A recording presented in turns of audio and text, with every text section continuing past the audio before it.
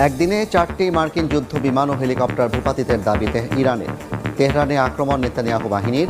যুক্তরাষ্ট্রের 48 ঘণ্টার যুদ্ধবিরতির প্রস্তাব প্রত্যাখ্যান করল পেজেশকিয়ান প্রশাসন।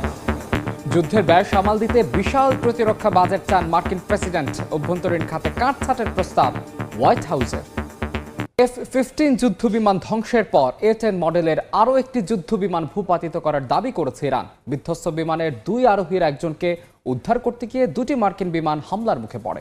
ভূপাতিতের ঘটনায় ইরানের সঙ্গে প্রস্তাবিত আলোচনায় কোনো প্রভাব পড়বে না বলে জানান মার্কিন প্রেসিডেন্ট ডোনাল্ড ট্রাম্প। অন্যদিকে তেহরানকে প্রস্তর যুগে পাঠিয়ে দেওয়ার ট্রাম্পের হুমকির কড়া জবাব দিয়েছেন ইরানের প্রেসিডেন্ট মাসুদ পেজেশকিয়ান। ইসরায়েলের শিল্পাঞ্চল নেগেভে হামলা চালিয়েছে ইরান। তেহরান ও লেবাননে অব্যাহত রয়েছে নেতানিয়াহু বাহিনীর আক্রমণ। নতুন করে যুক্তরাষ্ট্রের A-10 মডেলের আরও একটি যুদ্ধ বিমান ভূপাতিতের দাবি করেছে ইরান। দেশটির রাষ্ট্রীয় টেলিভিশন জানায়, স্থানীয় সময় শুক্রবার সেনাবাহিনীর বিমান প্রতিরক্ষা ব্যবস্থার মাধ্যমে যুক্তরাষ্ট্রের যুদ্ধ বিমানটিতে আঘাত হানা হয়। এর আগে বিধ্বস্ত হওয়া F-15E যুদ্ধ বিমানের উদ্ধার অভিযানে অংশ নেয় A-10 ওয়ার্থক যুদ্ধ বিমান। সেটিও হামলার শিকার হয়ে হরমুজ প্রণালীর কাছে বিধ্বস্ত হয়। মার্কিন কর্মকর্তার বরাতে CBS-এর প্রতিবেদনে বলা হয়, F-15E বিধ্বস্তের সময় 2 আরোহীর একজনকে উদ্ধার করতে গিয়ে 2টি মার্কিন বিমান হামলার মুখে পড়ে। এ সময় A-10 ওয়ার্থক যুদ্ধ বিমানটি আক্রান্ত হলে পাইলট সাগরে ঝাঁপ দেন। পরে তাকে উদ্ধার করা হয়। অভিযানে থাকা 2টি হেলিকপ্টারের একটিতে ছোট অস্ত্র থেকে গুলি চালানো হয়। এতে হেলিকপ্টারটিতে থাকা কয়েকজন ক্রু আহত হন, তবে সেটি নিরাপদে অবতরণ করতে সক্ষম হয়েছে। এর মধ্যেও মধ্য ইসরায়েল লক্ষ্য করে ক্ষেপণাস্ত্র চালায় ইরান। এতে বেশ কয়েকটি ভবন ক্ষতিগ্রস্ত হয়। এদিকে ইরান লক্ষ্য করে হামলা চালিয়ে যাচ্ছে ইসরায়েল। রাজধানী তেহরানে বিকট বিস্ফোরণের খবর পাওয়া গেছে। শহরটিতে বিমান প্রতিরক্ষা ব্যবস্থা সক্রিয় করা হয়েছে বলে জানা গেছে। রাজধানীর পশ্চিমের কারাচ শহরেও পরপর কয়েকটি বিস্ফোরণ হয়।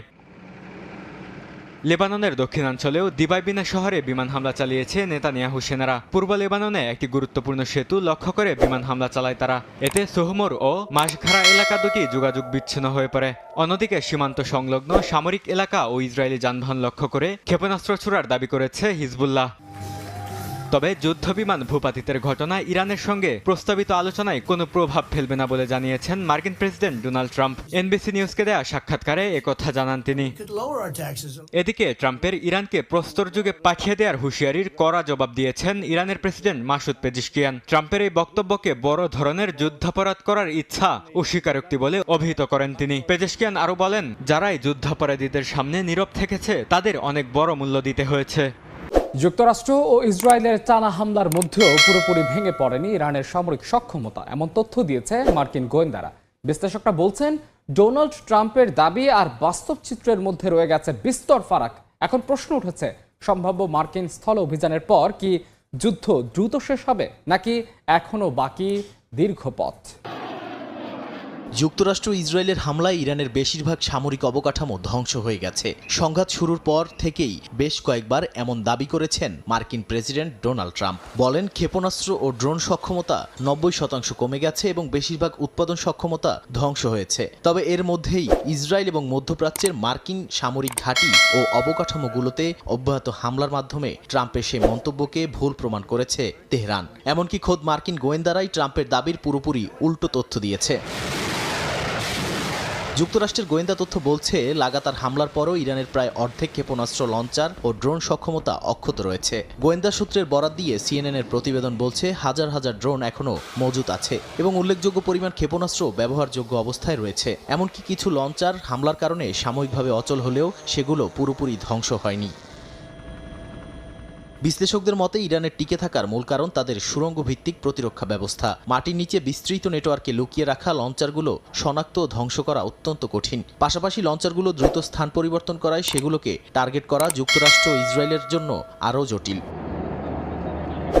যুক্তরাষ্ট্রের জন্য আরেকটি বড় উদ্বেগ হলো ইরানের উপকূলীয় প্রতিরক্ষা ও নৌ সক্ষমতা। তেহরানের কাছে এখনও স্বল্প পাল্লার ক্রুজ ক্ষেপণাস্ত্র এবং শত শত ছোট নৌযান এবং ড্রোন বোট রয়েছে। এগুলোকে হরমুজ প্রণালীতে জাহাজ চলাচলের জন্য বড় হুমকি হিসেবে দেখছে মার্কিন গোয়েন্দারা। বিশ্লেষকরা বলছেন, এই সক্ষমতা পুরোপুরি ধ্বংস না হলে যুদ্ধ দ্রুত শেষ হওয়ার সম্ভাবনা অনেকটাই কম। আর এমনটা হলে বৈশ্বিক অর্থনীতির উপর চাপ আরও বাড়তে পারে বলে আশঙ্কা তাদের। ইরান যুদ্ধের ব্যয় সামাল দিতে বিশাল প্রতিরক্ষা বাজেট প্রস্তাব করেছে মার্কিন প্রেসিডেন্ট ডোনাল্ড ট্রাম্প, যা মার্কিন সামরিক দফতর পেন্টাগনের গেল 1 বছরের 40% বেশি ব্যয় বৃদ্ধির প্রস্তাব। সামরিক বাজেট বাড়াতে গিয়ে অভ্যন্তরীণ খাতের বাজেট কাটছাঁটের প্রস্তাব দিয়েছে হোয়াইট হাউস। এর ফলে জনকল্যাণমূলক কর্মসূচি ক্ষতিগ্রস্ত হবে বলে মনে করছেন বিশ্লেষকরা। এদিকে মার্কিন গণমাধ্যমের প্রতিবেদনে বলা হয়, যুদ্ধে যুক্তরাষ্ট্রের প্রতিদিনের খরচ প্রায় $200 কোটি পৌঁছেছে। ইরান যুদ্ধের ক্রমবর্ধমান ব্যয় এবং বৈশ্বিক নিরাপত্তা প্রতিশ্রুতি রক্ষায় 2027 অর্থবছরের জন্য $1.5 ট্রিলিয়ন বিশাল প্রতিরক্ষা বাজেটের প্রস্তাব করেছেন মার্কিন প্রেসিডেন্ট ডোনাল্ড ট্রাম্প। স্থানীয় সময় শুক্রবার মার্কিন আইন প্রণেতাদের কাছে এই প্রস্তাব পেশ করা হয়। এটি গত 1 বছরে পেন্টাগনের 40% বেশি ব্যয় বৃদ্ধির প্রস্তাব, যা দ্বিতীয় বিশ্বযুদ্ধের পর থেকে সর্বোচ্চ। যুদ্ধের আর্থিক চাপ এই বাজেটে স্পষ্টভাবে ফুটে উঠেছে। মার্কিন গণমাধ্যমগুলোর প্রতিবেদন অনুযায়ী রুদ্ধতার কংগ্রেস ব্রিফিংয়ে জানানো হয়েছে, এই যুদ্ধে যুক্তরাষ্ট্রের প্রতিদিনের খরচ প্রায় $200 কোটি পৌঁছেছে। বিপুল পরিমাণ গোলাবারুদ ও অস্ত্রের ঘাটতি পূরণ এবং সামরিক অভিযান অব্যাহত রাখতেই এই বর্ধিত বরাদ্দের দাবি জানিয়েছেন ট্রাম্প। প্রতিরক্ষা বাজেট বাড়াতে গিয়ে অভ্যন্তরীণ খাতে বাজেট কাটছাঁটের প্রস্তাব দিয়েছে হোয়াইট হাউস, যা পরিবেশ রক্ষা, আবাসন সহায়তা এবং শিক্ষা খাতের মতো জনকল্যাণমূলক কর্মসূচিগুলো ক্ষতিগ্রস্ত হবে বলে মনে করছেন বিশ্লেষকরা। অন্যদিকে ডে কেয়ার ও মেডিকেয়ারের মতো সামাজিক খাতের ব্যয় রাজ্য সরকারের উপর ছেড়ে দেওয়ার ইঙ্গিত দেন ট্রাম্প।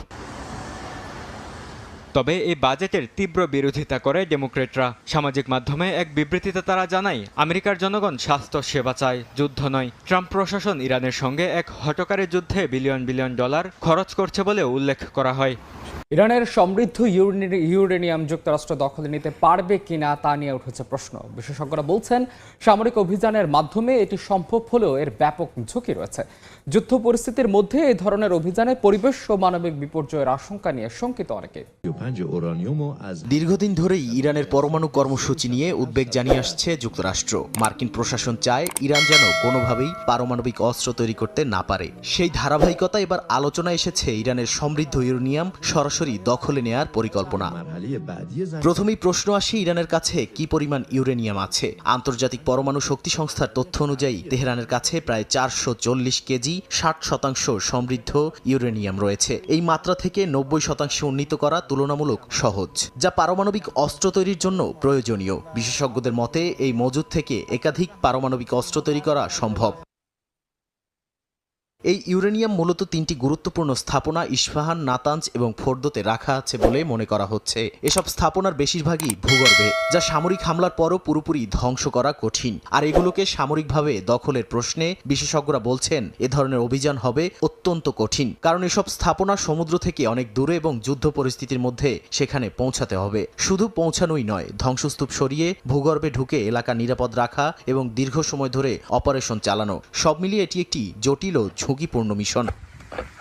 এর সঙ্গে রয়েছে বড় ধরনের রাসায়নিক ঝুঁকিও। এই ইউরেনিয়াম সাধারণত ইউরেনিয়াম হেক্সাফ্লোরাইড গ্যাস আকারে সংরক্ষিত থাকে। এটি পানির সংস্পর্শে এলে অত্যন্ত বিষাক্ত রাসায়নিক তৈরি করে। কোনো সিলিন্ডার ক্ষতিগ্রস্ত হলেও মারাত্মক দূষণ ছড়িয়ে পড়তে পারে, যা আশপাশের মানুষের জন্য বিপজ্জনক। তবে এগুলো ধ্বংস করাও সহজ সমাধান নয়। বিশেষজ্ঞরা বলছেন, ইউরেনিয়াম ধ্বংস করতে গেলে আশপাশের এলাকায় দীর্ঘমেয়াদী রাসায়নিক দূষণ তৈরি হতে পারে। তাছাড়া সব উপাদান ধ্বংস হয়েছে কিনা নিশ্চিত হওয়াও কঠিন। এ কারণে ভবিষ্যতে আবার তা ব্যবহার করার প্রশ্ন থেকেই যায়। তবে ইতিহাসে এমন ঘটনা আগেও ঘটেছে। 1994 সালে প্রজেক্ট স্যাফায়ারের মাধ্যমে কাজাখস্তান থেকে ইউরেনিয়াম সরিয়ে নিয়েছিল যুক্তরাষ্ট্র। তবে সেটি ছিল শান্তিপূর্ণ পরিবেশে এবং সংশ্লিষ্ট দেশের সম্মতিতে, যা বর্তমান পরিস্থিতির চেয়ে সম্পূর্ণ আলাদা। বিশ্লেষকদের মতে সামরিক পদক্ষেপের চেয়ে কূটনৈতিক সমাধানই বেশি কার্যকর। ইউরেনিয়াম কম মাত্রায় নামিয়ে আনা, আন্তর্জাতিক তত্ত্বাবধানে রাখা বা চুক্তির মাধ্যমে সরিয়ে নেওয়া, এসবই তুলনামূলক নিরাপদ পথ। বিশ্লেষকরা বলছেন, ইরানের ইউরেনিয়াম দখল করা শুধু সামরিক অভিযানই নয়, এটি একটি জটিল সমীকরণও, যেখানে একদিকে রয়েছে যুদ্ধের ঝুঁকি, অন্যদিকে পরিবেশ ও মানবিক বিপর্যয়ের আশঙ্কা। তাই সমাধান খুঁজতে এখনও কূটনীতিক পথই সবচেয়ে বাস্তবসম্মত বলে মনে করা হচ্ছে। যুদ্ধবিরতি অব্যাহত থাকলেও গাজায় থামছে না রক্তপাত। দক্ষিণ গাজার খান ইউনিসে ইসরায়েলি বাহিনীর গুলিতে প্রাণ গেল বিশেষ চাহিদা সম্পন্ন এক ফিলিস্তিনি। উত্তর গাজায় ইসরায়েলি ড্রোনের আঘাতে আহত হয়েছেন অন্তত 6 বেসামরিক নাগরিক। অন্যদিকে গাজার চিকিৎসা খাতে ভয়াবহ সংকটের চিত্র তুলে ধরেছে আন্তর্জাতিক মানবিক চিকিৎসা সংস্থা SMF। দখলদারদের কড়াকড়িতে উপত্যকায় প্রবেশ করতে পারছে না খাদ্য ও ওষুধবাহী ট্রাক, যা সংকটে ফেলেছে গাজার চিকিৎসা ব্যবস্থাকে। দক্ষিণ গাজার খান ইউনিসে ইসরায়েলি বাহিনীর গুলিতে বিশেষ চাহিদা সম্পন্ন এক ফিলিস্তিনি যুবক নিহত হয়েছেন। উত্তর গাজার জাবালিয়ার আবু শারখ এলাকায় ইসরায়েলি হামলায় আহত হয়েছেন আরও অন্তত 6 বেসামরিক ফিলিস্তিনি। স্থানীয় সূত্র জানায়, শুক্রবার সন্ধ্যায় একটি ইসরায়েলি ড্রোন সরাসরি আঘাত হানে। এতে আশেপাশের বাসিন্দাদের মধ্যে আতঙ্ক ছড়িয়ে পড়ে। হামলার পরপরই আহতদের উদ্ধার করে আল শিফা মেডিকেল কমপ্লেক্সে নেওয়া হয়। গাজায় চিকিৎসা খাতে ভয়াবহ সংকটের চিত্র তুলে ধরেছে আন্তর্জাতিক মানবাধিকার চিকিৎসা সংস্থা MSF। তারা জানায়, 2026 সালের জানুয়ারির শুরু থেকে গাজায় কোনো চিকিৎসা সরঞ্জাম প্রবেশ করাতে পারেনি তারা। ইসরায়েলি বাধায় সীমান্তে আটকে আছে খাদ্য ও ঔষধবাহী ট্রাক, ফলে হাসপাতালগুলোতে দেখা দিয়েছে মারাত্মক সংকট।